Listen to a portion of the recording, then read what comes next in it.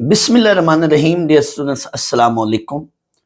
बच्चों, अब हम क्वेश्चन 1 के बाकी पार्ट्स करते हैं। पार्ट 4 में हमें कहा जा रहा है prove the following for n belongs to n।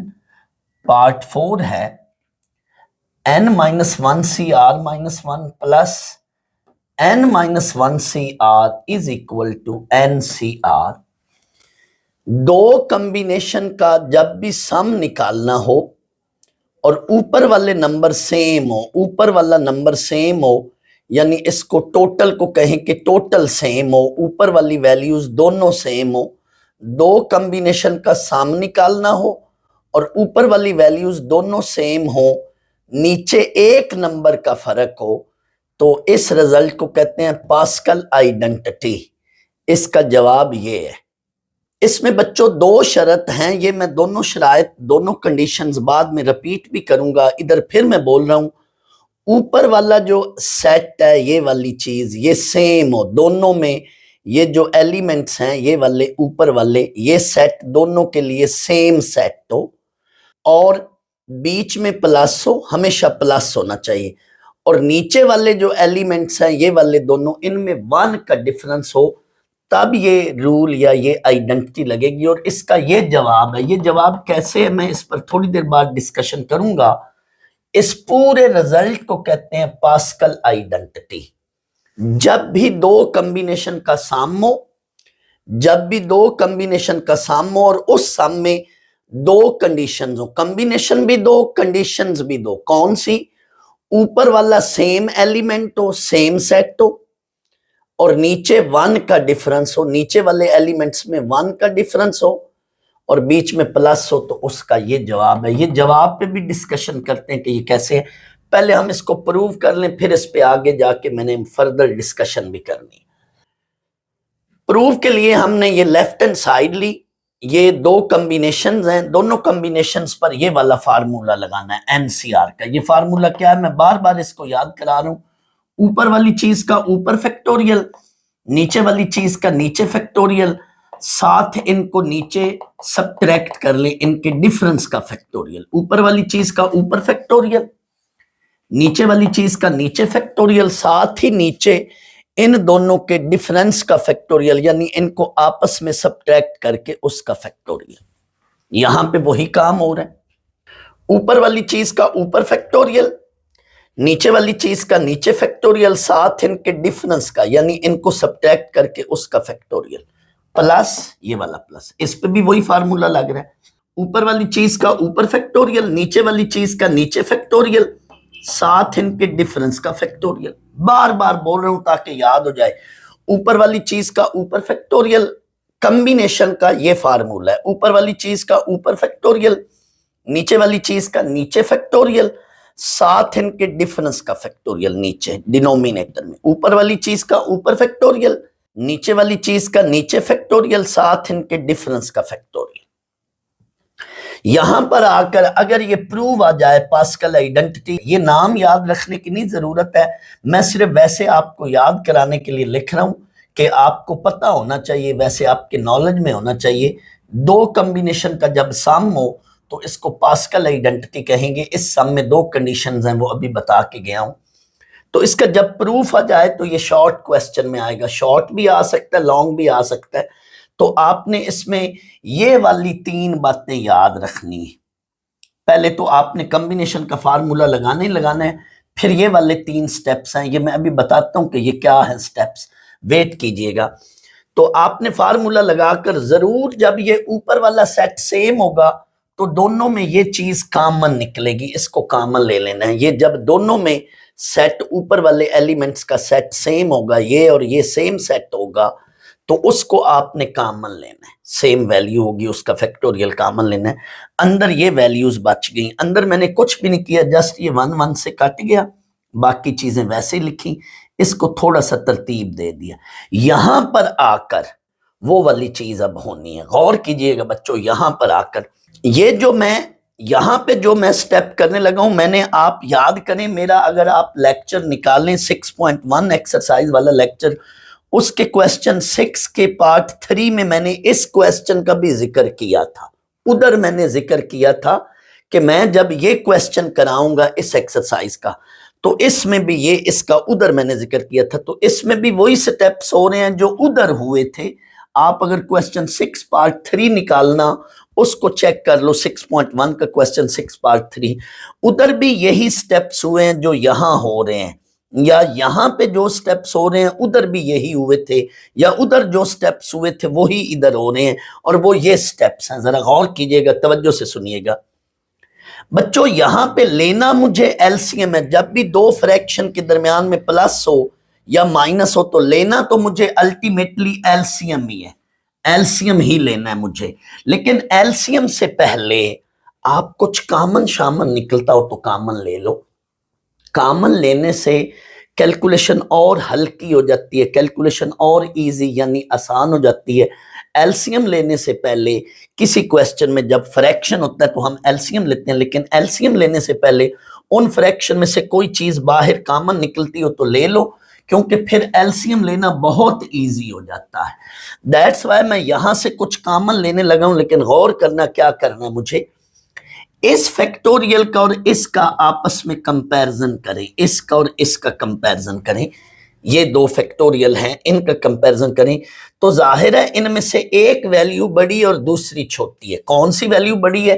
जाहिर है आपको आर फैक्टोरियल बड़ा नजर आएगा। आर -1 बड़ा है या आर बड़ा है? आर फैक्टोरियल बड़ा है। तो बड़े फैक्टोरियल को छोटे फैक्टोरियल में ब्रेक कर लो।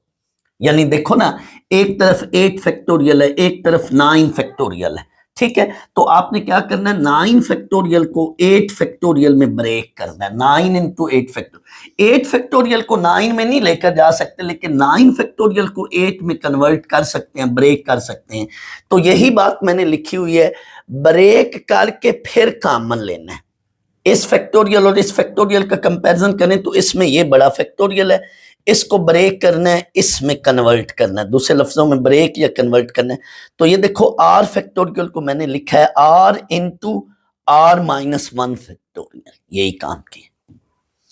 और फिर आप इसका और इसका कंपैरिजन करें, इनमें इसका और इसका, इनमें ये बड़ा है, इन दो में ये बड़ा था और इन दोनों में ये बड़ा है। कैसे पता चल रहा है? ये n -r -1 और ये n -r है। तो जैसे ये एक डिजिट बड़ा था, इधर से ये वाला नंबर जो है इससे एक डिजिट बड़ा है, तो इसको ब्रेक करना है इसमें। कैसे? n -r फैक्टोरियल को ब्रेक करना है, n -r उसमें से एक काम करें, n -r -1, ये मैंने इसमें ब्रेक कर लिया। यानी इन दो में से किसी एक को बड़े को ब्रेक करना है, जो भी बड़ा होगा, और इन दोनों में से जो भी बड़ा होगा उसको ब्रेक करना है। यही बात मैंने लिखी है, ब्रेक करके कॉमन लेना है। पास्कल आइडेंटिटी में ब्रेक करके फैक्टोरियल को ब्रेक करके फिर कॉमन लेना है। ये देखें, अब इधर से कुछ कॉमन निकल रहा है, देखिएगा क्या, r -1 फैक्टोरियल इधर भी है, इधर भी है, एक तो इसको कॉमन लेना है, फिर ये वाली चीज इधर भी है, इधर भी है, इसको कॉमन लेना है। यानी एक चीज इधर बड़ी होगी और एक चीज इधर बड़ी होगी। इन दोनों में से कंपेयर करें तो एक वैल्यू उस फ्रैक्शन में बड़ी होगी इनमें से, और एक वैल्यू इनमें से उसमें से इधर एक बड़ी होगी। यानी ये दो और ये दो, एक उधर बड़ी वैल्यू होगी और एक इधर बड़ी वैल्यू होगी। बड़ी वैल्यू को छोटी वैल्यू में ब्रेक कर लें, ब्रेक करके कॉमन ले लें। लो जी, जैसे ये देखें मैंने अब कॉमन ले लिया r -1 फैक्टोरियल और n -r -1 फैक्टोरियल। ये वाली चीज इधर से और इधर से कॉमन ली, ये वाली चीज और ये वाली चीज इधर से बाहर कॉमन ले आए, बाहर ले आए, ये रिजल्ट बच गया। अब अंदर एलसीएम लेना बहुत इजी हो गया। जैसे ही आप एलसीएम लोगे, जब बच्चों एलसीएम में नीचे वाले दोनों फैक्टर लिखे जाते हैं तो क्रॉस की तरह ये इससे मल्टीप्लाई कर लिया करते हैं और ये इससे। जब भी एलसीएम के दोनों फैक्टर नीचे आ जाते हैं, जब भी एलसीएम के दोनों फैक्टर नीचे आ जाते हैं तो क्रॉस की तरह ये इससे मल्टीप्लाई कर लो, ये इससे, ये r से r कट गया, अंदर बची वैल्यू ऊपर n ब्रैकेट में और नीचे ये। बस ब्रेक करके कॉमन लेना, ये वाला स्टेप, एलसीएम लेना, ये वाला स्टेप। अब दोबारा कंबाइन कर लो उन्हीं फैक्टोरियल्स को जिनको ब्रेक किया था, दोबारा उन्हीं को कंबाइन कर लो। ये देखो, इन दो को कंबाइन कर लो, लेकिन बड़ा नंबर मैंने पहले लिख लिया। ऐसे भी रहने दें, कोई हरज नहीं है, लेकिन मैंने बड़ा नंबर पहले लिख दिया। ये देखो अब वापस हम इधर जाने लगे हैं थोड़ी देर बाद, पहले ब्रेक किया था और ये फॉर्म बनाई थी, अब हम इससे वापस उधर जाने लगे हैं, एक लम्हे के लिए रुकेंगे। बच्चों यहां से अब आगे हमने क्या करना है, जिन को हमने तोड़ा था, जिन फैक्टोरियल को हमने तोड़ा था, उन्हीं फैक्टोरियल्स को अब हम दोबारा जोड़ रहे हैं। क्या गौर करना, ये देखो इनको इकट्ठा कर रहा हूं, लेकिन मैंने बड़े नंबर को पहले लिख लिया और नीचे इनको इकट्ठा कर रहा हूं, किस किस को, गौर कीजिएगा, r-1 फैक्टोरियल को r से इसलिए इकट्ठा किया कि आपको आगे रिजल्ट लिखने में आसानी हो, और इसको इसके साथ इकट्ठा किया। क्यों, गौर करना, पहले हमने यहां से ये स्टेप किया था, अब हम यूं वापस जा रहे हैं। पहले हमने 9 फैक्टोरियल यानी ब्रेक किया था, 9 into 8 फैक्टोरियल, इसको r फैक्टोरियल को हमने ब्रेक किया था और इसमें हमने इसको ब्रेक किया था, यहां इसको ब्रेक किया था और इसमें यहां पे इसको ब्रेक किया था। अब उन्हीं को जोड़ रहे हैं दोबारा। गौर कीजिएगा बच्चों, जब भी दो नंबर मल्टीप्लाई हो रहे हों और उनमें एक का फर्क हो, ये देखो एक का फर्क है, और छोटे पे फैक्टोरियल हो, तो हम क्या करते हैं, बड़े नंबर का फैक्टोरियल लिख लेते हैं। ये पिछले लेक्चर में भी मैंने कुछ पार्ट्स में इसी तरह की एग्जांपल दी थी, साथ ये भी दी थी। गौर कीजिएगा, लेट ये 7 है, 7 6 फैक्टोरियल है, फर्क एक का हो, एक नंबर ही पिछला नंबर छोटा हो एक नंबर और उस पे फैक्टोरियल हो, तो हम क्या करते हैं, हम इसको फिर बड़े नंबर की फैक्टोरियल की फॉर्म में कन्वर्ट कर लेते हैं, यानी 7 फैक्टोरियल, यही बात, ये वाली चीज। तो ये देखो, इसलिए मैंने n को पहले लिखा और n-1 फैक्टोरियल को बाद में। फर्ज कर लो आप ऐसे भी रहने दें तो कोई मसला नहीं है, यानी इसको अब आपने अगले स्टेप में n फैक्टोरियल लिखना है, तो क्योंकि ये एक नंबर छोटा और छोटे पे फैक्टोरियल है, दैट्स वाई बड़े नंबर का फैक्टोरियल लिख लिया। और इन दोनों को देखो, ये वही बात, दैट्स वाई इसको और इसको मैंने इकट्ठा किया था, इसको मैंने लिख लिया r फैक्टोरियल और इसको देखो, ये इससे एक नंबर ये वाली वैल्यू बड़ी है, तो इसको लिखा n-r फैक्टोरियल। अब यहां पे रुक जाओ बच्चों, ये बात मैंने पहले भी कई बार बताई हुई, अब मैं फिर बता रहा हूं, जब भी लेफ्ट हैंड साइड से राइट हैंड साइड या राइट हैंड साइड से लेफ्ट हैंड साइड बनानी हो, तो चंद एक स्टेप यानी आखिरी स्टेप, आखिरी 2-4 स्टेप तक पहुंचकर, या चंद एक स्टेप कह लें, जो मर्जी कह लें, चंद एक स्टेप्स के बाद पहुंचने के बाद आपने जो रिजल्ट लाना है, जो टारगेट लाना है, जो हमारा आंसर लाना है, वो देखो। गौर करो, यहां पे हम पहुंच गए और ये लानी है चीज। ये क्या चीज है, ऊपर वाले नंबर का फैक्टोरियल ऊपर, नीचे वाले नंबर का नीचे फैक्टोरियल और फिर इनके डिफरेंस का फैक्टोरियल। ऊपर वाला सेट n है, यानी यहां पे टोटल ये n है, ऊपर वाले नंबर का ऊपर फैक्टोरियल, नीचे वाले नंबर का नीचे फैक्टोरियल, साथ इनके डिफरेंस का नीचे फैक्टोरियल। इट मीन ये चीज क्या है भला, ये तो ऑटोमेटिकली आपको इशारा मिल गया कि ये चीज तो इसके बराबर है, दैट्स वाई डायरेक्ट इसको इसके इक्वल लिख लो, which is right hand side. बच्चों जब भी आप कोई भी सवाल कर रहे हो, चाहे परमुटेशन का सवाल कर रहे हो, चाहे कॉम्बिनेशन का सवाल कर रहे हो, जब भी ये फार्मूला लग रहा हो, किसी सवाल में एनसीआर का या किसी सवाल में एनपीआर का लग रहा हो, कहीं ना कहीं आपने उसकी रीजन दे लेनी है, चाहे यहां पे दे लो रीजन, इस जगह पे दे लो, या चाहे यहां एंड पे दे लो। ये जो 20-25 वाला रुपए का मार्कर नहीं मिलता, 20-25 रुपए वाला, नीले मार्कर से या ब्लैक वाले, ब्लू या ब्लैक वाले मार्कर से साइड पर बॉक्स बनाकर ऐसे जरूर रीजन दे लिया करो। जिस फार्मूले की जो फार्मूला लग रहा हो, कोशिश किया करो उसकी साइड पर मार्कर के साथ रीजन दे दो। चाहे अलजबरिक फार्मूला लग रहा है, चाहे टिग्नोमेट्री वाले क्वेश्चंस में जाएं, उधर भी कोई फार्मूला लग रहा हो, टिग्नोमेट्री का cos alpha plus beta, cos alpha minus beta, या डबल एंगल आइडेंटिटी या हाफ एंगल लास, जो भी हाफ एंगल आइडेंटिटी लग रही है, अलजबरिक लग रहा है, परमुटेशन का लग रहा है या कॉम्बिनेशन का लग रहा है, कोई भी फार्मूला लग रहा है, बेहतर यही है कि उस फार्मूले की आप रीजन दे लो ताकि नंबर कटने का जवाज ना बने, नंबर पूरे पूरे मिले। दैट्स वाई आपने यहाँ पे ये फार्मूले की रीजन दे लेनी है। ये हमारा प्रूव हो गया। यही 3 काम हमने किए पूरे क्वेश्चन में। क्या किया, ब्रेक करके कॉमन लेना है, कॉमन लेने से चीजें सवाल और हल्का हो जाता है और आसान हो जाता है। फिर एलसीएम लेना ही लेना था। जब भी बच्चों 2 फ्रैक्शन हो, बीच में प्लस हो या माइनस हो, तो जरूर एलसीएम लेते हैं, लेकिन एलसीएम लेने से पहले कुछ कॉमन वामन निकल रहा हो तो कॉमन ले लो। और यहाँ इस सवाल में फिर अल्टीमेटली आप, और यहाँ इस सवाल में आपने फिर कंबाइन करके वापस ओरिजिनल फॉर्म में आना है। वापस ओरिजिनल फॉर्म में कंबाइन करके वापस ओरिजिनल फॉर्म में आ गए हैं, हमारे पास ये रिजल्ट बन गया। ये पास्कल आइडेंटिटी है। पास्कल आइडेंटिटी की कोई पक्की शक्ल नहीं होती, यानी ऊपर कुछ भी हो सकता है। ऊपर n हो सकता है, n-1 हो सकता है, ऊपर n+1 हो सकता है, ऊपर वाला सेट कुछ भी हो सकता है, लेकिन ये दोनों एलिमेंट क्या हो, सेम हो। अब ये भी पास्कल आइडेंटिटी ही है, चेक कर लें। इस पे ये रिजल्ट आ रहा है। जो सामने रिजल्ट आता है, मैं रिजल्ट पर थोड़ी देर बाद डिस्कशन करूंगा। रिजल्ट जो आएगा सामने उस पर थोड़ी देर बाद डिस्कशन करूंगा। लेकिन पास्कल आइडेंटिटी में कंडीशंस दो हैं, कॉम्बिनेशन चूंकि दो हैं लिहाजा कंडीशंस भी दो हैं। क्या? ऊपर वाला एलिमेंट सेम हो, ऊपर वाला एलिमेंट कह लें, टोटल सेट कह लें, ऊपर वाला एलिमेंट कह लें, या टोटल एलिमेंट दोनों सेम हो, या सेट कह लें, सेट ऊपर वाला सेट सेम हो, जैसे मर्जी जो मर्जी लफ्ज याद रख लें। टोटल इसलिए बोल रहा हूं कि टोटल n में से हम r सेलेक्ट कर रहे हैं, इधर वही टोटल है उसमें से r-1 सेलेक्ट कर रहे हैं। तो टोटल सेम हो, या ऊपर वाला एलिमेंट सेम हो, या ऊपर वाला सेट सेम हो, जो मर्जी कह लें। ये एक कंडीशन है। और दूसरी कंडीशन ये है कि नीचे जो भी एलिमेंट्स है उनमें 1 का फर्क हो। 1 का फर्क हो तो पास्कल आइडेंटिटी लगेगी। मसलन मैं ये बात कहने लगा हूं, ऐसे ऊपर वाले एलिमेंट सेम हो और नीचे 1 का फर्क हो तो पास्कल आइडेंटिटी लगेगी। और बीच में हमेशा प्लस होता है, माइनस नहीं होगा। तो इसका ये जवाब है। ये जवाब कैसे है पहले तो हम प्रूव कर लें, फिर इस जवाब पे कंक्लूजन भी है कि जवाब लाते कैसे। तो आए पहले हम इसको बिल्कुल इन्हीं लाइंस के साथ, बिल्कुल लफज ब लफज यही पैटर्न, सेम वर्डिंग, सेम लाइनें चेक कर लीजिएगा, देख लेना। अब ये मैंने चीज लिखी ऊपर दोनों पे n फैक्टोरियल। ऊपर जब सेम चीज होगी तो यहां दोनों में वही फैक्टोरियल होगा। इस पे ये फार्मूला एनसीआर का और इस पे भी यही एनसीआर का फार्मूला।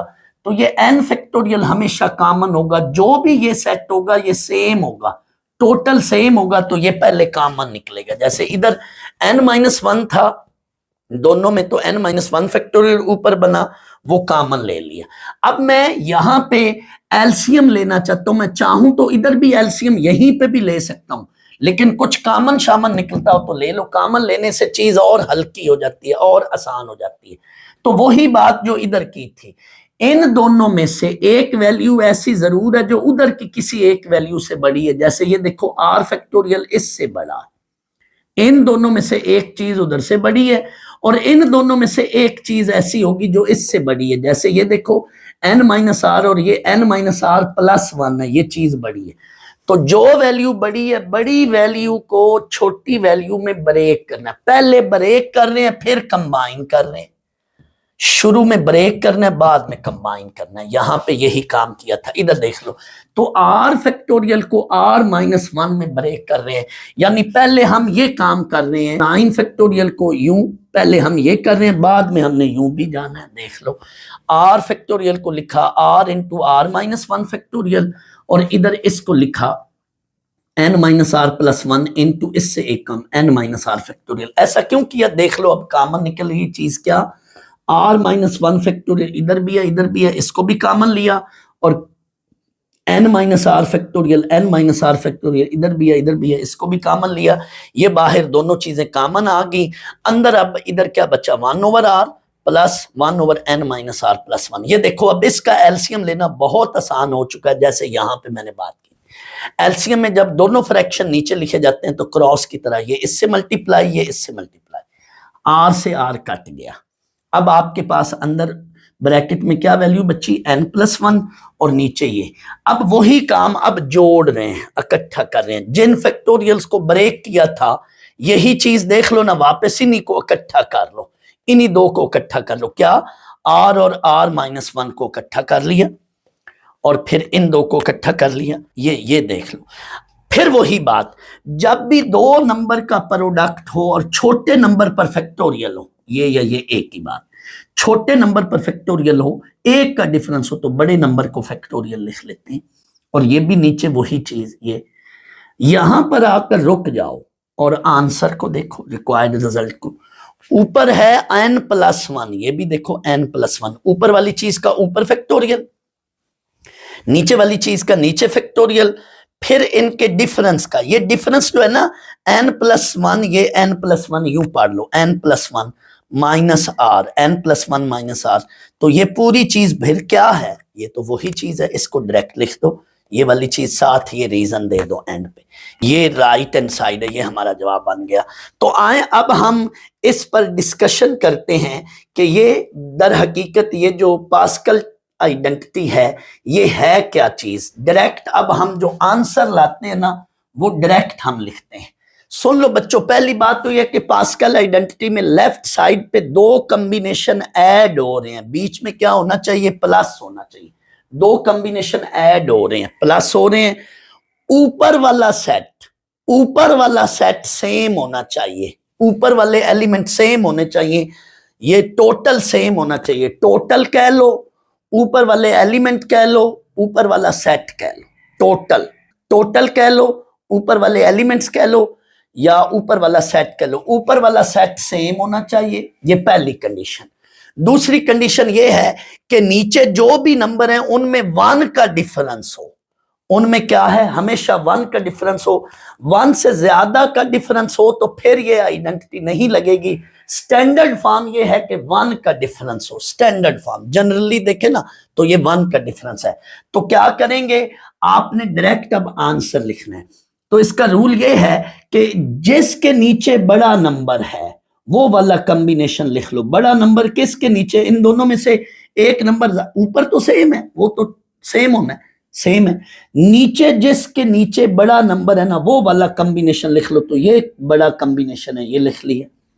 और जो 1 का डिफरेंस होगा वो ही इधर ऊपर ऐड करना है, नीचे नहीं ऐड करना, ऊपर ऐड करना है, क्योंकि सेट, टोटल सेट को और बड़ा करना है। नीचे ऐड करोगे ना तो कभी कभी ये तो नीचे फिर जो है वो ऊपर वाले नंबर से ज्यादा हो जाएगा, तो वो चीज वैसे ही एनसीआर की खिलाफ वर्जी हो जाएगी। इसलिए हमने हमेशा जो इनका 1 का डिफरेंस है वो ऊपर वाले सेट को और बढ़ा दिया, उसमें ऐड करना है। तो आप कैलकुलेटर से चेक कर लो, 9C7 प्लस 9C8, इसका जो भी जवाब बनेगा वो 10C8 के इक्वल है। ये दर हकीकत इसका कंक्लूजन है। यानी हम आगे जो इसका रिजल्ट लिखते हैं वो रिजल्ट हम इस रूल से लिखते हैं। गौर करना, यही रिजल्ट बनने लगा है। ये एनसीआर में अलग से लिख देता हूं। रूल क्या है, इनमें से ऊपर तो सेम नंबर है, इनमें से जो बड़े नंबर वाला है कॉम्बिनेशन, नीचे जिसके नीचे बड़ा नंबर है वो कॉम्बिनेशन लिखो। तो इनमें से बड़ा नंबर जाहिर है आर वाला कॉम्बिनेशन बड़ा है, आर वाला नंबर बड़ा है, एनसीआर लिख लिया। ऊपर तो बच्चों सेम नंबर होना है, जिनके नीचे यहां पे बड़ा नंबर है वो वाला कॉम्बिनेशन लिख लिया, ठीक है। और हमेशा 1 का डिफरेंस है, ये 1 ऊपर ऐड करना है, हमेशा 1 को ऊपर ऐड करना है। ये चेक कर लो, 1 से 1 कट गया, एनसीआर यही आंसर जो आगे था। अब यहां से आगे यहां आ जाए, मैं अब ये बता रहा हूं। इन सब में देखें तो ऊपर वाला सेम है एलिमेंट, ऊपर वाला एलिमेंट यानी टोटल सेम होगा, टोटल सेम है, और नीचे 1 का डिफरेंस है। तो इनमें से किसी का भी आप, मैं डायरेक्ट रिजल्ट लिखना चाह रहा हूं, डायरेक्ट रिजल्ट बनाना चाह रहा हूं। क्यों, अभी थोड़ी देर बाद हमने क्वेश्चन, इसी क्वेश्चन 1 का पार्ट 6, फिर क्वेश्चन 3 पार्ट 2, इसमें ये पास्कल आइडेंटिटी यूज करनी। और पास्कल आइडेंटिटी की कोई पक्की शक्ल नहीं है, ऊपर n हो सकता है, ऊपर n-1 हो सकता है, ऊपर n+1 भी हो सकता है। यहां स्पेस कम थी, मैं थोड़ी देर बाद इधर n+1 से भी ये करके दे देता हूं। तो आपने क्या करना है, इनमें से जो बड़ा नंबर है जिसके नीचे वो वाला कॉम्बिनेशन लिख लो।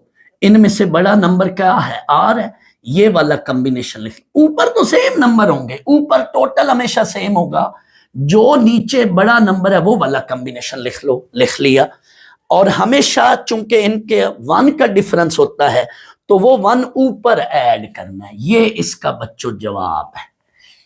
आप आ जाए थोड़ी देर के लिए इसको देख लें, ये वही जो जैसे ये था, ये वाली चीज, ये आपका जो है, इसको देखो, गौर कीजिएगा, n-1 ऊपर सेम है और नीचे r बड़ा है या r+1 बड़ा है, r+1 बड़ा है, ये वाला कॉम्बिनेशन लिख लो। अच्छा ठीक है, और इनका हमेशा 1 का नीचे डिफरेंस होगा, वो 1 ऊपर ऐड कर लो, ये कट गया, तो इसका ये जवाब होगा। अब आप इसमें देखो, इनमें बड़ा नंबर ये है, ये वाला कॉम्बिनेशन लिख लो, डिफरेंस कितना है 1 का है, वो 1 ऊपर ऐड कर लो, ये इसका जवाब है। फर्ज कर लो यहां पे अब होता है n+1 CR और इधर भी n+1 CR, तो अब आपने क्या करना है, वही बात, इनमें से बड़ा कॉम्बिनेशन, ऊपर तो सेम एलिमेंट्स होंगे, इनमें से बड़ा कॉम्बिनेशन जिसके नीचे बड़ा नंबर है उसको लिखना है। बड़े नंबर वाला कॉम्बिनेशन कौन सा है, R बड़ा है या R-1 बड़ा है, ये वाला कॉम्बिनेशन बड़ा है, ये वाला कॉम्बिनेशन लिख लिया, n+1 CR, हमेशा 1 का डिफरेंस होगा तो वो 1 ऊपर ऐड करना है, तो ये बनेगा n+2 CR। तो मैं ये कह रहा हूं कि कोई इसकी पास्कल आइडेंटिटी की पक्की शक्ल नहीं होती, ऊपर n हो सकता है, ऊपर n+1 हो सकता है, ऊपर n-1 हो सकता है, कुछ मर्जी नंबर हो, हमने इस पे नहीं जाना। हाँ, इतना जरूर देखना कि ऊपर वाले दोनों नंबर सेम हो, फिर क्या है, और नीचे 1 का डिफरेंस हो, दूसरी कंडीशन ये है। तो क्या करना है हमने, फिर बड़े नंबर वाला कॉम्बिनेशन लिखकर ऊपर जो नीचे डिफरेंस है 1 का, वही ऊपर हमने ऐड कर देना है।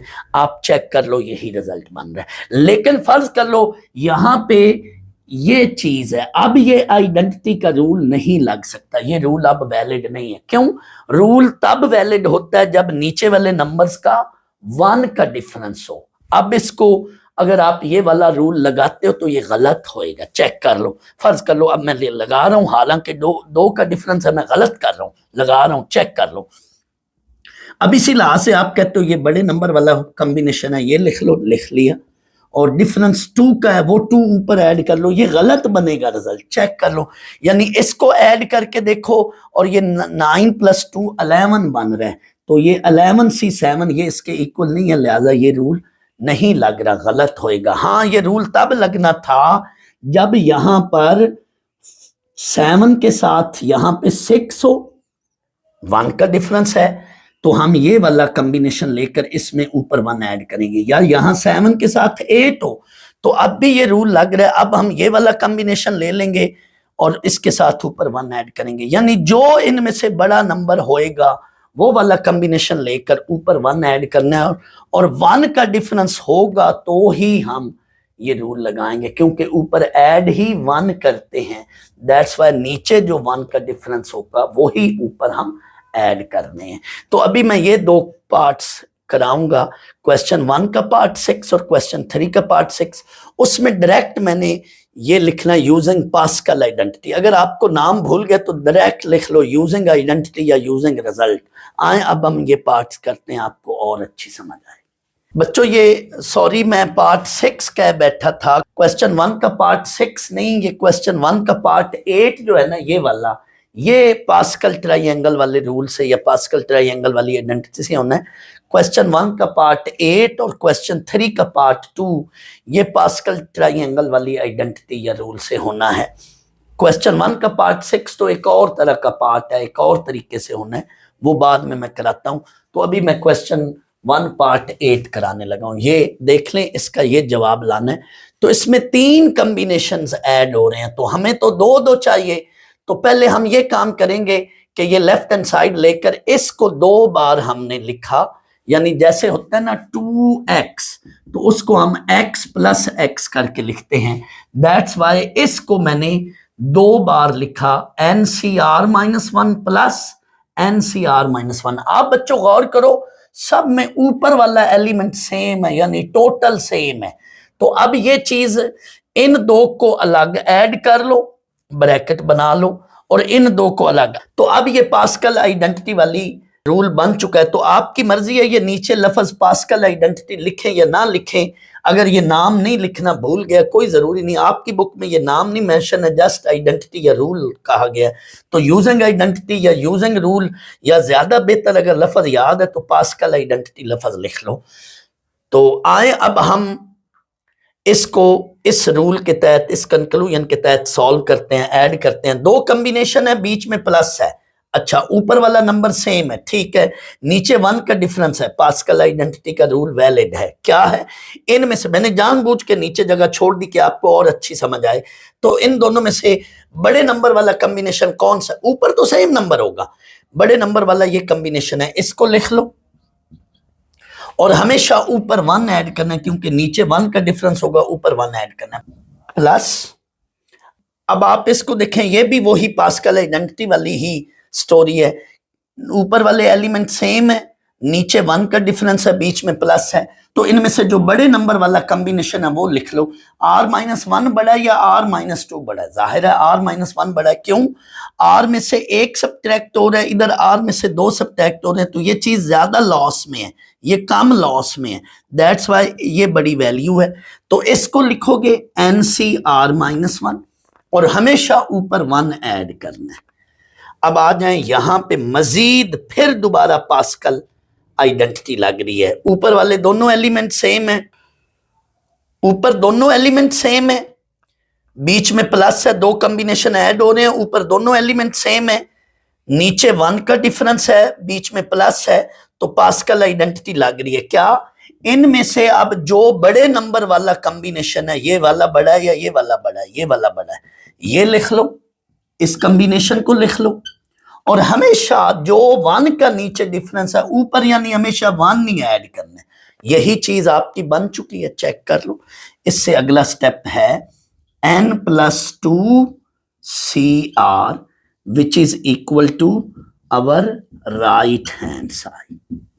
स्टूडेंट्स, यही क्वेश्चन एक और तरीके से भी हो सकता है, लेकिन वो बहुत लेंथी हो जाएगा, उसमें फिर हम एलसीएम लेते हैं, जैसे इनका प्रूफ करवाया था ना, उसी तरह से कामन शामन लेते हैं, फिर एलसीएम लेते हैं, वो बहुत लेंथी हो जाएगा। आप इसी मेथड से कर लें, लेकिन साथ ये यूज पास्कल आइडेंटिटी वाला लफ्ज ये जरूर लिखेंगे, इंशाल्लाह आपको पूरे नंबर मिलेंगे। तो बेहतर यही है, ये जरा शॉर्ट भी है, इजी भी है, ये कर लें, ऐसे ही कर लें, वरना एक और मेथड है वो बड़ा लेंथी हो जाएगा। कभी इंशाल्लाह बाद में मौका मिला तो मैं उस मेथड से भी ये करा दूंगा। बच्चों, कोई क्वेश्चन ऐसा हो जिसके अंदर पास्कल आइडेंटिटी यूज हो रही हो, जैसे ये वाला एक पार्ट और एक ये अगला पार्ट है, इसमें पास्कल आइडेंटिटी यूज हो रही है, तो जब हम ये लफ्ज लिखते हैं ना, यूज पास्कल आइडेंटिटी, बेहतर है इसकी जगह फिर पास्कल आइडेंटिटी की पूरी पूरी रीजन दे लें। रीजन देने का क्या तरीका है? याद पास्कल आइडेंटिटी आपको बिल्कुल नहीं रखनी, ये देखो रीजन यूं देनी है, यूज की बजाय अगर आप ये आइडेंटिटी पूरी पूरी लिख दें तो ज्यादा बेहतर। अब तरीकाकार क्या है आइडेंटिटी लिखने का? आपने NCR इधर भी ले लेना है, NCR इधर भी ले लेना है, यानी ऊपर तो N नहीं रखना है, NCR इधर भी NCR। या तो इस R को एक नंबर बड़ा लिख लो या छोटा लिख लो, या फिर इस R को एक नंबर बड़ा या एक नंबर छोटा लिख लो, यानी पहले आप दोनों में नीचे NCR ही लिख लें, NCR ही लिख लें। यहां पे चलो मैं R-1 कर रहा हूं, यानी 1 का डिफरेंस रखना है, तो आपने फिर क्या करना है, ये वाली वैल्यू ले लेनी है NCR और ऊपर 1 ऐड कर देना है। ये आपकी पास्कल आइडेंटिटी है। पूरा पूरा क्या तरीका है फिर समझा रहा हूं आपको बच्चों, रिवाइंड करना ही ना पड़े, इधर ही मैं दोबारा फिर समझा रहा हूं। आपने इधर दोनों में NCR लिख लो, ऊपर N नहीं रखो, या यहां पे R-1 कर लो, या यहां पे R-1 कर लो, या फिर यहां पे R+1 या इधर R+1, दोनों में से किसी एक को बड़ा या छोटा नंबर ले लेना है। लेट आप यहां पे NCR-1 कर रहे हैं, तो अब आपने ये वाला जिसके नीचे बड़ा नंबर है, ये वाला कॉम्बिनेशन ले लो और ऊपर 1 लिख लो। ये आपका पास्कल आइडेंटिटी है। यूं भी कर सकते हैं, एक और अंदाज में भी मैं लिख देता हूं। दूसरा ये तरीका है, आप NCR प्लस NCR लिखकर इसको या इसको +1 कर लें। लेट आप इसको +1 कर रहे हैं या इसको +1, दोनों में से किसी एक को +1 करना है। तो अब आप क्या है, ये वाला कॉम्बिनेशन ले लो, NCR+1 वाला, बड़ी वैल्यू लेनी है जिसके नीचे बड़ा नंबर हो। तो अब इनमें से ये वाली वैल्यू ले ली और 1 का डिफरेंस है तो ऊपर 1 ऐड कर लो, ये वाली रीजन दे लें, या वो वाली R-1 वाली, या ये वाली रीजन दे लें, मर्जी आपकी। अब आए मैं इसके फौरन साथ ही क्वेश्चन नंबर 3 का पार्ट 2, उसमें भी यही पास्कल आइडेंटिटी यूज हो रही है, मैं ये कराने लगा हूं। मैं बाद में आऊंगा वापस, मैं क्वेश्चन 1 के बाकी पार्ट्स कराता हूं, सिर्फ इसके साथ चूंकि ये कनेक्ट हो रहा है, दैट्स वाई।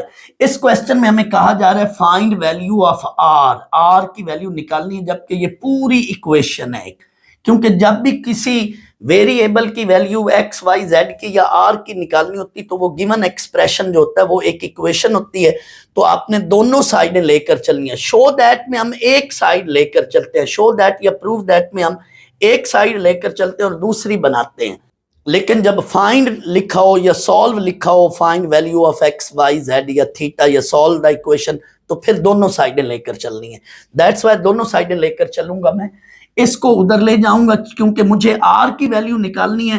तो फर्ज कर लो यूं कोई इक्वेशन होती है तो वेरिएबल के साथ जो भी चीजें ऐड सब्ट्रैक्ट हो रही होती हैं पहले आप उनको उधर ले जाते हैं, फिर जो मल्टीप्लाई हो रही होती है या डिवाइड हो रही होती है फिर उनको उधर ले जाना है। फर्ज कर लो यहाँ से आपको एक्स निकालना हो तो ये सब्ट्रैक्ट वाली वैल्यू उधर ले जाएंगे। दैट्स वाई इसको आप पहले उधर ले जाएंगे, माइनस वाली वैल्यू को इसको उधर ले जाए। अब ये दो कम्बिनेशन है, जब भी दो कम्बिनेशन ऐड हो रहे हो, ऊपर वाला नंबर सेम हो, नीचे 1 का डिफरेंस हो, तो वो पास्कल आइडेंटिटी यूज हो रही होती है, वहां पे पास्कल आइडेंटिटी। अब आप या तो लफ्ज लिखे ना यूज पास्कल आइडेंटिटी, लेकिन इसकी बजाय भी बेहतर है आप रीजन दे लो। क्या रीजन आपने जनरल देनी है, वही बात जो अभी मैंने बोली थी, एनसीआर प्लस फिर एनसीआर लिख लो, लेकिन इसको एक नंबर बड़ा या छोटा लिख लो, यूं लिख लिया आपने। अब अगर ये -1 लिखा है तो इसको लेना है, बड़े नंबर वाला कॉम्बिनेशन ले लेना है और ऊपर 1 ऐड कर देना है। लेकिन फर्ज कर लो अगर आप इसको r+1 लेते हैं तो फिर यही r+1 वाले कॉम्बिनेशन को लेकर ऊपर +1 लिख देना। तो ये सेंस पूरी की पूरी पास्कल आइडेंटिटी यूज होगी। अब आपने नीचे वाले नंबर का 1 का डिफरेंस है, ऊपर 1 लिख दिया, तो ये 8c3 is equal to 8cr। अब दो कॉम्बिनेशन है, दोनों इक्वल है, ऊपर वाला नंबर सेम है, लिहाजा बीच में इक्वल का साइन है, नीचे वाले नंबर्स को भी सेम होना चाहिए। दैट्स वाई यहां पे आप लिखेंगे इक्वेटिंग या कंपेयरिंग, तो आपको आर की वैल्यू जो है ये मिल गई। मैं यूं समझा देता हूं, 9cx is equal to 9cy। सो ये दो कॉम्बिनेशन है, ऊपर वाले नंबर अगर सेम है तो x that should be equal to y, ऐसे हम लिखते हैं। जैसे फर्ज कर लो इधर x फैक्टोरियल और इधर 3 फैक्टोरियल है, तो यहाँ भी हम इक्वेट करके लिखते हैं x इज इक्वल टू 3। इधर भी हम यही काम कर रहे हैं, r इज इक्वल टू 3। यानी जिस क्वेश्चन में पास्कल आइडेंटिटी लग रही है, यूज हो रही है, उसमें आप जनरली तौर पर पास्कल आइडेंटिटी का जरूर रेफरेंस देने। अगर टाइम थोड़ा हो तो फिर इतना लफ्ज ही कम अज कम लिख दें, यूज पास्कल आइडेंटिटी, लेकिन बेहतर यही है कि आप उसकी पूरी पूरी वैल्यू लिखें ताकि नंबर ना कटें। तो ये आर की वैल्यू 3 है, ये आपको आर की जो वैल्यू मिली है इसको आप क्रॉस वेरीफाई करना चाहें तो उसमें पुट करके कैलकुलेटर से चेक कर रही, left hand side is equal to right hand side आएगी। बच्चों ये मैंने एक एसएलओ बेस्ड क्वेश्चन बनाया है, ये इससे पहले जो मैंने पार्ट्स करवाए थे पास्कल आइडेंटिटी के बकायदा प्रूफ वाले, शो दैट वाले, ये उनकी तरह, बट यहाँ पे अब जनरल वैल्यूज की बजाय पर्टिकुलर वैल्यूज हैं। तो शो दैट जब आ जाए तो आपने, या प्रूफ दैट, तो बिल्कुल उसी तरह से जैसे थोड़ी देर पहले मैंने प्रीवियस जो पार्ट्स 2 करवाए थे, पार्ट 4 एंड पार्ट 5, उसकी तरह उन लाइंस पर करना है। Part 4 and part 5 show that वाले प्रीवियस क्वेश्चन 1 के जो पार्ट 4 एंड पार्ट 5 थे उसके पैटर्न पर है, बट ये पर्टिकुलर वैल्यूज के साथ। स्टेप्स वही होने हैं, लेफ्ट हैंड साइड ले ली। अब आपने इसमें एनसीआर का फार्मूला लगाना है, ऊपर वाली चीज का ऊपर फैक्टोरियल, नीचे वाली चीज का नीचे फैक्टोरियल, साथ इनके डिफरेंस का फैक्टोरियल, और इस पे भी सेम यही स्टोरी। अब उधर n फैक्टोरियल कॉमन आ रहा था, इधर 16 फैक्टोरियल कॉमन आना है, क्योंकि ये हमेशा ऊपर वाला नंबर सेम होएगा, टोटल एलिमेंट सेम होंगे, सेट के एलिमेंट ऊपर वाला सेट सेम होगा। 16 फैक्टोरियल कॉमन ले लिया नीचे, अब ये चीज बच गई, बन गई। अब आप देखिए हमेशा वही बात, इन दोनों में से एक नंबर ऐसा होगा जो इधर के किसी एक नंबर से बड़ा होगा, और इधर एक नंबर ऐसा होगा जो इधर के किसी एक नंबर से बड़ा होगा। ये देख वही कैलकुलेशन, वही लाइंस, ये वाली चीज इससे बड़ी है 11 इंटू 10 फैक्टोरियल, ये वाली चीज इससे बड़ी है 6 इंटू 5 फैक्टोरियल। तो आप ये देख लो, अब ये चीज और ये चीज यहां दोनों में ये कॉमन है, बाहर ले ले। अब आगे आपने बेटा एलसीएम लेना है, बस एलसीएम में आपने इसको 66 ना लिखें, क्योंकि वापस जोड़ना भी है ना, इसलिए 11 इंटू 6 ही लिखें। यहाँ पे 6 और यहाँ पे 11, हाँ ये दोनों ऐड होकर 17 बन जाएगा। अब इनको जोड़ना है, वही स्टेप सारे वही, इन दो को जोड़ लो ऊपर, और 10 फैक्टोरियल के साथ 11 को जोड़ा, और 5 फैक्टोरियल के साथ 6 को जोड़ा, बिल्कुल वही लाइन। अब ये बन गया 17 फैक्टोरियल। गौर करो ना, एक नंबर का फर्क है, छोटे नंबर पर फैक्टोरियल है, इधर भी एक का फर्क है और छोटे नंबर पे फैक्टोरियल है, तो इसको आप बड़े नंबर के फैक्टोरियल की फॉर्म में लिखें। अब ये क्या चीज है, अब ये क्या चीज है, गौर करो बच्चों, ये वही चीज है राइट हैंड साइड वाली, 17 फैक्टोरियल ओवर 11 फैक्टोरियल, साथ 17 माइनस 11 तो वो 6 ही बन रहा है। तो इसको डायरेक्ट आपने 17 से 6 यानी राइट हैंड साइड लिख लिया। अब एक बच्चा कहता है सर यही सवाल आ जाए तो मैं सीधा सीधा इसको कैलकुलेटर से करके सॉल्व कर लूं, लेफ्ट हैंड साइड की अलग वैल्यू निकालूं, राइट हैंड साइड की अलग निकालूं, left hand side is equal to right hand side, तो वो हो जाएगा? नहीं, वो शो दैट नहीं होगा, वो वेरीफाई होगा। जब शो दैट या प्रूव दैट लिखा हो तो उसको फार्मूला के साथ ही करते हैं, कैलकुलेटर से फौरन नहीं करते। रिकॉल करने ना, फर्ज कर लो ऐसे एक सवाल था ट्रिग्नोमेट्री में, show that sine 10 sine 30 sine 50 into sine 70, इस तरह से ये वैल्यू थी, इज इक्वल टू 1/16। ये इस तरह का एक क्वेश्चन था। ये 8.3 का लास्ट क्वेश्चन 4 देखे ना, तो उसमें एक पार्ट ऐसे है, तो उसमें साथ लिखा हुआ है शो दैट। अगर शो दैट लिखा हो, वही बात कोई बच्चा लेफ्ट हैंड साइड ले ले और कैलकुलेटर से साइन 10 का जवाब लिखे, फिर साइन 30 का जवाब लिखे, फिर साइन 50 का जवाब लिखे, फिर साइन 70 का जवाब लिखे और उसको कैलकुलेट कर ले, फिर राइट हैंड साइड 1/16 को कैलकुलेट करे कैलकुलेटर से और आगे लिखे hence left hand side is equal to right hand side, तो वो गलत होगा। शो दैट के वक्त आपने फार्मूलाज से ही करना है, जैसे अभी मैंने बोला कि इसमें भी यही काम फार्मूलाज से करना है। लेफ्ट हैंड साइड लेकर उसको कैलकुलेटर से करें, राइट हैंड साइड लेकर उसको कैलकुलेटर से करें, तो इस तरह के बात को कहते हैं वेरीफाई करना। शो दैट या प्रूव दैट नहीं ऐसे होता, शो दैट या प्रूव दैट हमेशा फार्मूले से होता है। तो ये क्वेश्चन भी आपने जरूर देख लेना, बिल्कुल उसी पैटर्न पे। इट मीन अगर कोई भी क्वेश्चन पास्कल आइडेंटिटी के साथ हो, शो दैट लिखा हो या प्रूव दैट, तो उसको आप बकायदा फार्मूला से करेंगे और उसमें ये स्टेप्स चल रहे हैं। क्या? ब्रेक करना है, फिर एलसीएम लेना है। इधर वही काम कर किया, ब्रेक किया, एलसीएम लिया, कॉमन लिया, फिर फाइनली कंबाइन करना है पास्कल आइडेंटिटी की क्वेश्चन को। लेकिन अगर किसी क्वेश्चन के अंदर पास्कल आइडेंटिटी यूज करनी हो, जैसे यहां पे पास्कल आइडेंटिटी यूज हो रही है, यहां पे पास्कल आइडेंटिटी यूज हो रही है, तो आपने वहां जस्ट पास्कल आइडेंटिटी का, जस्ट वहां पे पास्कल आइडेंटिटी का रेफरेंस दे दें तो आपका वो क्वेश्चन कंप्लीट हो जाता है। पूरे पूरे इंशाल्लाह नंबर मिलेंगे। Question 1, prove the following for n belongs to n, part 6 है।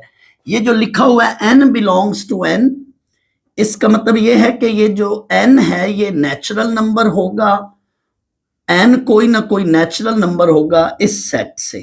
Capital N mean set of natural number, और n बिलोंग्स टू n का मतलब है कि n कोई ना कोई नेचुरल नंबर में से कोई ना कोई एलिमेंट होगा, n इटसेल्फ एक नेचुरल नंबर होगा, है या होगा, ये प्रूव करना है। तो इस कंडीशन का क्वेश्चन में कोई खास अमल दखल नहीं है, यानी वो यही कह रहे हैं कि n को आपने एक नेचुरल नंबर ही कंसीडर करना है, क्योंकि जब हम NCR लेते हैं तो उसकी डेफिनेशन में n नंबर ऑफ थिंग्स है, टोटल नंबर ऑफ थिंग्स, और नंबर ऑफ थिंग्स हमेशा एक नेचुरल नंबर ही होती हैं, यानी पॉजिटिव इंटीजर्स होती हैं काउंटिंग, और R वो चीज होती है जो n में से हम सेलेक्ट करते हैं। तो बेसिकली इस जुमले का, सेंटेंस का सिर्फ इतना अमल दखल है और कोई खास बात नहीं। 2NCN इज इक्वल टू, ये वाला रिजल्ट प्रूव करना है। स्टूडेंट्स हूबहू यही चीज, ये जो राइट साइड पर है या ये पूरा जो सवाल है, इस तरह का मैंने ऑलरेडी, आप मेरा लेक्चर सुने, जाके देखें, बुक से देख लें या मेरा लेक्चर सुन लें, एक्सरसाइज 6.1 के क्वेश्चन 1 के दोनों पार्ट्स में, और फिर इसी एक्सरसाइज के क्वेश्चन नंबर 6 के फर्स्ट पार्ट में बिल्कुल इसी तरह की कैलकुलेशन की है, हूबहू यही कैलकुलेशन है। आप इन क्वेश्चंस को देखेंगे, पहले मेरा ये लेक्चर देख लें, फिर इन क्वेश्चंस को देखेंगे, आपको बिल्कुल ये एक्सरसाइज के ये जो क्वेश्चन है 6.1 के, वो भी खुद ब खुद आ जाएंगे। आप मेरा लेक्चर वो वाला सुन लें जिसमें मैंने ये क्वेश्चन कराया, तो भी ठीक है।